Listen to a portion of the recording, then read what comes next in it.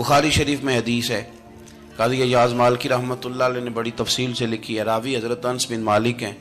ایک بندہ بڑی دور سے آیا نبی پاک صلی اللہ علیہ وسلم کی زیارت کے لیے، بڑی دور سے۔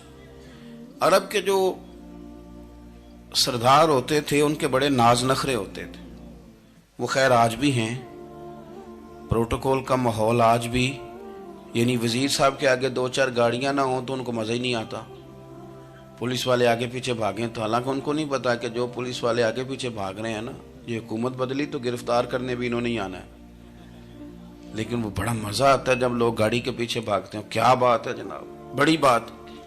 اور ہماری طبیعتوں میں پتہ نہیں کون سی، تو نبی پاک صلی اللہ علیہ وسلم کی خدمت میں وہ شخص بڑی دور سے آیا، تو عرب کے بادشاہوں کا مزاج تھا، پروٹوکول بڑا چاہتے تھے، ان کا تو یہ طریقہ تھا کہ حکمرانی کرنی ہے جیسے بھی ہو۔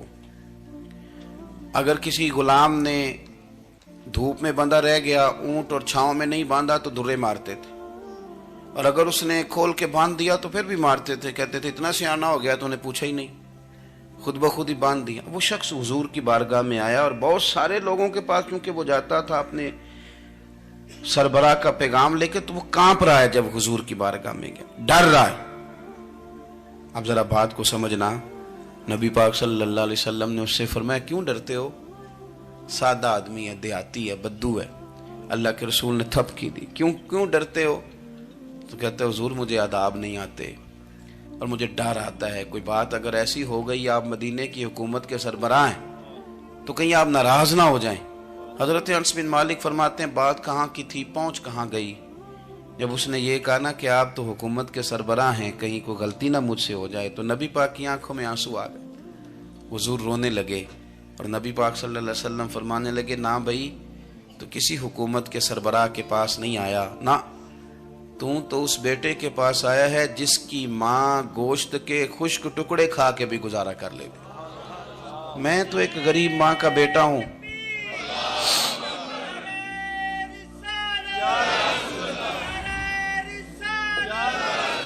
بھائی اگر آپ کا یہ ذوق بن جائے، دیکھو نا آج تو لوگ بھول جاتے ہیں نا، کپڑے بدل لیتے ہیں تو وہ سمجھتے ہیں کہ شاید سارا کچھ ہی بدل گیا، یعنی گاؤں سے آ کر پڑھنے والے بھول ہی گئے ہیں کہ کس کی ماں نے کتنا زیور بیچا تھا۔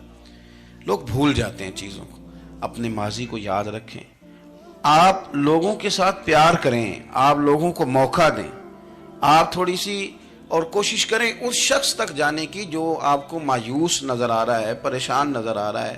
یہ ہمیں میلاد والے محبوب صلی اللہ علیہ وسلم نے درس دیا۔ ایک اور پہلو، حضور سید عالم صلی اللہ علیہ وسلم نے، ہمارے ہاں نا ابھی بھی برادری کی تقسیم ہے، ابھی بھی، اور کچھ میں نے ایسے کمزور لوگ بھی دیکھے، یہ اس طرح کی حرکتیں ہارے ہوئے لوگ کرتے ہیں، ہارے ہوئے لوگ جو اپنے آپ کو سمجھتے ہیں کہ میں کوئی بڑا آدمی ہوں۔ بڑا آدمی تو اپنے اخلاق سے ہوتا ہے، اپنے کردار سے ہوتا ہے، اپنی سخاوت سے ہوتا ہے، لوگوں سے پیار کرنے سے ہوتا ہے۔ باقی یہ کہ بیٹھ کے کہانی سنانا کہ میں بڑا کچھ کرتا ہوں، تو جو کچھ کرتا ہوتا ہے اسے سنانے کی کوئی ضرورت ہے؟ ایک اور بہت سارے لوگ آپ تعزیت کرنے جائیں نا والد کے انتقال کے بعد، تو ان بیچاروں کو بتانا پڑتا ہے کہ ابا جی میرے بغیر دوائی نہیں کھاتے تھے۔ تو میں کہتا ہوں اگر تیرے بغیر نہیں کھاتے تھے پھر بتانے کی ضرورت نہیں، پھر تو سارے گاؤں کو پتا ہوگا کہ تیرے بغیر نہیں کھاتے تھے۔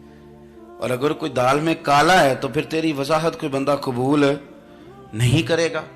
تو آپ کو بتانا کیوں پڑ رہا ہے، اور آپ بار بار اس بات کا ذکر کیوں کر رہے ہیں کہ ہم بہت بڑے قبیلے کے ہیں؟ صاحب اگر آپ بڑے قبیلے کے ہیں تو پتہ ہوگا سارے علاقے کو آپ کتنا لوگوں کا خیال کرتے ہیں، آپ کس قدر محبت کرتے ہیں، آپ کا انداز کریمانہ کس طرح کا، پھر آپ کو بتانے کی کوئی ضرورت نہیں ہوتی، پھر خود بخود خبر ہوتی۔ حضرت سیدنا ابو ذر غفاری رضی اللہ تعالیٰ عنہ، قبیلہ بنو غفار ایک بڑی شاخ تھی قبیلوں میں سے، جو لوگ اس زمانے میں مالدار قبیلوں سے تعلق رکھتے تھے ان میں سے ایک بڑا نام تھا۔ ساری زندگی چودراہٹ کی، لیکن میلاد ایک انقلاب کا نام ہے۔ میں میلاد منانے والے دوستوں سے گزارش کرتا ہوں کہ آپ ہر سال میلاد منائیں، اور ہر سال میلاد کے بعد آپ تھوڑے بدل بھی جائیں، یعنی تھوڑے سے بدل جائیں۔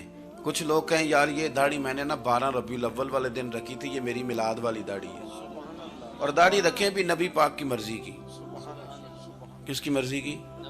نہ ناراض ہو جائے جی میں ٹور چلا، بس کس مرضی کی جی؟ اپنی مرضی کے نہیں۔ दाढ़ी का वजन को नहीं होता कि पूरी मुट्ठी रखेंगे तो आपको कोई दिक्कत होगी, कोई वजन नहीं, पूरी रखें। जो हुजूर का तरीका है मुबारक है जो हमें मिलता है उस पर आप तवज्जो फरमाएं।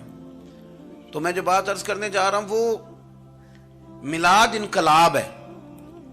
हुजूर सैयद आलम सल्लल्लाहु अलैहि वसल्लम की बारगाह में आने से पहले लोग कुछ और होते थे और यहां से होके जाते थे तो फिर उनमें तब्दीली आती थी।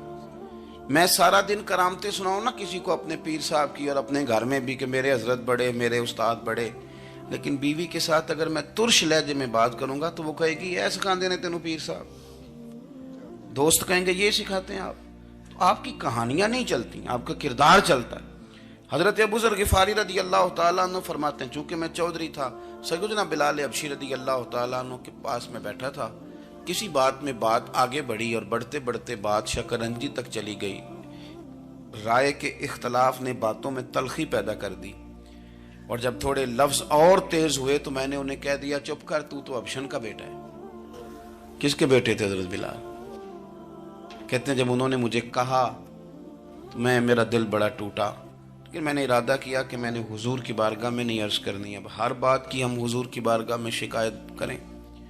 लेकिन मैं जाके मस्जिद में बैठा और जब सरकार आए ना, इरादा नहीं था कि अर्ज करूंगा, लेकिन हुजूर का चेहरा देखा तो दुख मेरा खुद ही ताज़ा हो गया। रोने का भी तो तब ही मजा आता है ना कोई अपना मिले तो। फरमाते हैं कि मेरे आंसू ना बगैर इख्तियार के छलक पड़े और मैं खुल के रोए, खुल के। कुर्बान जाऊं महबूब के भी हुजूर ने पास नहीं बुलाया, बल्कि नबी पाक उठ के खुद मेरे पास आए और मुझे कंधों से पकड़ के सीने से लगाया। और जब मैं खुल के रो लिया तो हुजूर मेरे आंसू पूछने लगे। कुछ शेर ऐसे होते हैं जो किसी ने कहे होते हैं और कहने वाला जो होता है वो साहिब हाल होता है, तो उसमें कुछ खूबसूरती ज़्यादा ही हो जाती है। एक पंजाबी के शायर हमारे गुजरात में गुजरे, बुजुर्ग थे, उनका एक शेर है, वो कहते हैं, एक वारी मेरी आँखियाँ चों ਉਹਨਾਂ ਨੇ अथरू पूंजे सन। एक वारी मेरी आँखियाँ चों ਉਹਨਾਂ ਨੇ अथरू पूंजे सन, हुण ते चस्का पै गया रोने दा। एक वारी मेरी आँखियाँ चों ਉਹਨਾਂ ਨੇ अथरू पूंजे सन, हुण ते चस्का पै गया रोने दा, ते हर वेले आहो जारी दा। तो मैं रोज रोने लगा हूँ, मजा ही बड़ा आया है जब से महबूब ने चुप कराना शुरू किया मेरे अजीज। और फिर हजरत बिलाल हबशी रदी अल्लाह तआला अन्हु चूंकि हुजूर के गुलाम थे और उन्हें पता था कि सरकार मेरी नाज बर्दारी करते हैं, हुजूर ने चुप कराया। फरमाया क्यों रोते हो? तो अर्ज करने लगे, या रसूल अल्लाह सल्लल्लाहु अलैहि वसल्लम, अगर मैं अबशन का बेटा हूं तो मेरी तो गलती कोई नहीं ना, ये तो तकसीम अल्लाह की है ना। अल्लज़ी खलक़का फसव्वाका फअदलक फी अय्यि सूरतिन मा शाअ रक्कबक। जिस तरह वो चाहता है, जिसको चाहता है उस तरह की उसकी सूरत बना देता है। तो मुझे अबशन का बेटा कहा जाता है, मेरी गलती क्या है? हजरत बिलाल ने भी नहीं बताया किसने कहा है। लेकिन नबी पाक सल्लल्लाहु अलैहि वसल्लम ने क्या फरमाया? इमाम यूसुफ सालेही ने लिखा है, जरा गौर करना बात पर, तसल्लियां लोग और रंग में भी देते हैं पर यह तसल्ली बड़ी अनोखी है। हुजूर फरमाने लगे, बिलाल अगर तो अबशन का बेटा तो परेशान क्यों होता है? काले रंग वाली माँ का बेटा है तो परेशान क्यों होता है अगर तेरी वालदा का रंग काला है तो?